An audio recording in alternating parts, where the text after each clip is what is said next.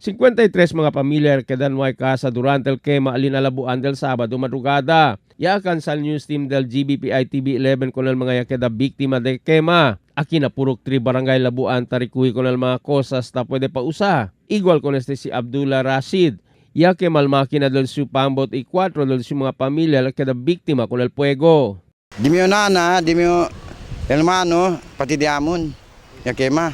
Pati que di mio cuñado, ya quema también. Junto que el 4, pati di mio suegro. Aquí también que el 1, quemao. Con el mga biktima yung mandaan ay queda si Cap Ronald Oning Marabilla alina Labuan Elementary School, mentras no pa sila lugar para pone kanila.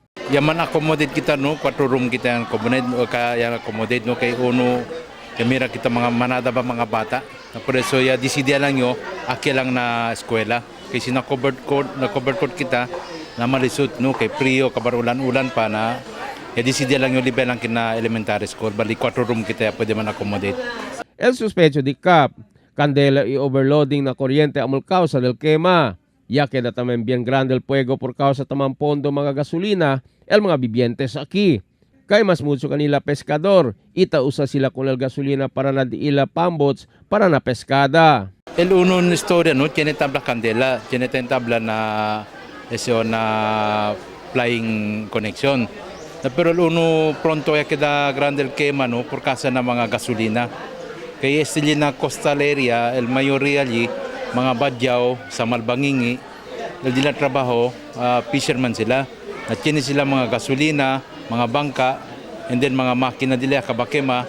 Na unol cost namin, no, el gasolina, na no pwede to kanila man na ablan no mga ustedes man ista gasolina, kay mga fishermen na dapat tiyan ka sila gasolina, mga makina nila na uno ya kemalka sa uno jutay, na plus tiyan gasolina, pronto ya keda el kema ya kuano.